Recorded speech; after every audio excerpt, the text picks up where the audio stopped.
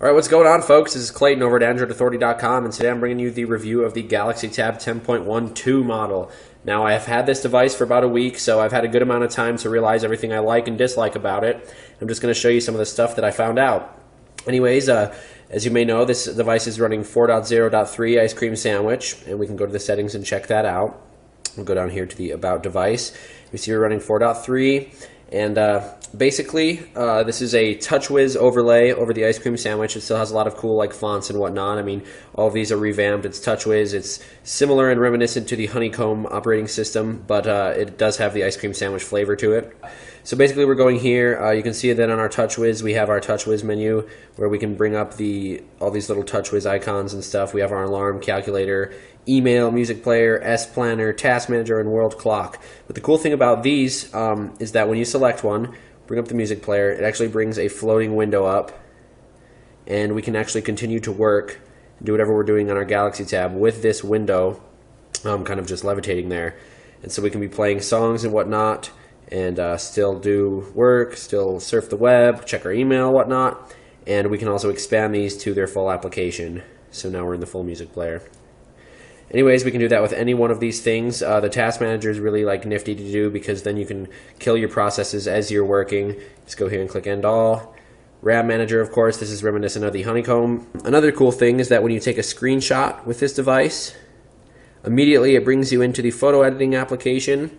So almost like the functionality I may guess that we'll see on the Note 10.1 with minus the S Pen, we have the ability to kind of just like edit our videos. We circle that and underline stuff. You know, we can edit our photos.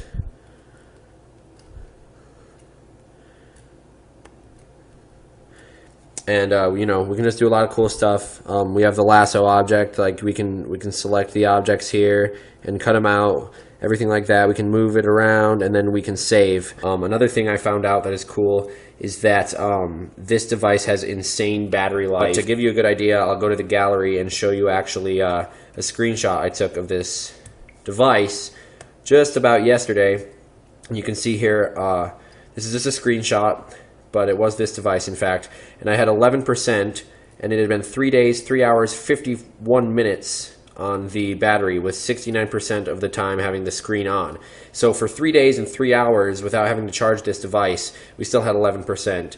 And I mean, I had my email pushing every 15 minutes. I had my Wi-Fi connected at least half the time. You know, I'm using a lot of media and a lot of data, and we still had a really good battery life. Now, that's definitely battery life that exceeds that of the Galaxy Tab 10.1 original model, so I'm very impressed with that.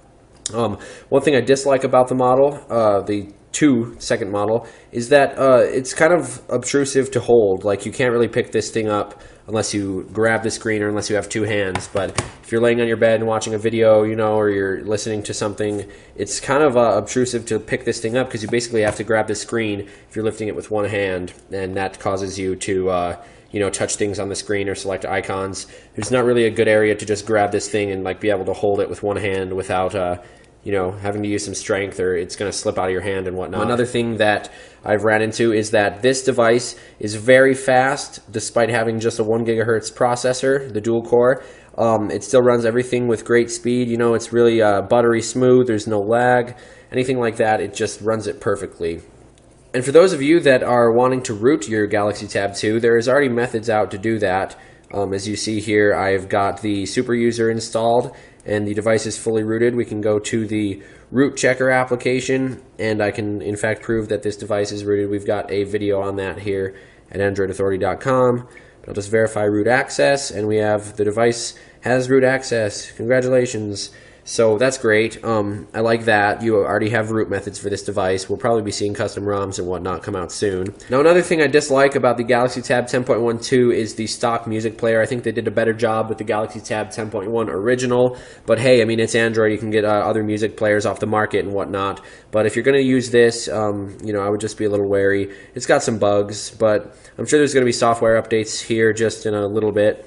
You know, fix the bugs and whatnot. But let's say we're listening to music and we have it on shuffle. A lot of times it just brings us to like the same song over and over again, and you can't really like escape the good shuffle. I mean, it works all right.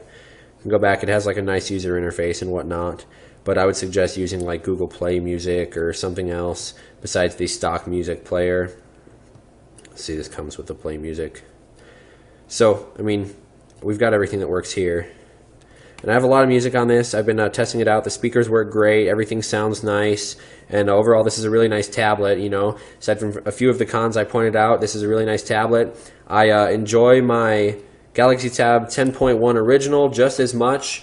I think they made, you know, a few improvements on this. You know, of course, the operating system and the different design, the user interface, and TouchWiz. But I'm going to have to go ahead and say that whenever there's a custom ROM out for this, I would definitely get rid of the TouchWiz. It's just old. It doesn't really have that many improvements over the original Honeycomb that came on these tablets.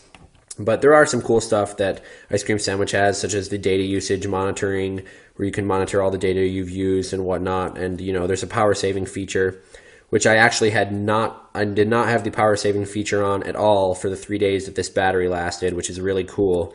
And of course, our developer options where we can choose to, you know, use hardware acceleration and stuff like that. And, you know, our show touches, screen updates, and pointer location. So anyways, guys, that was a quick review of the Galaxy Tab 10.12, a week after having this in my possession. And if you guys like the videos, subscribe to AndroidAuthority.com for more.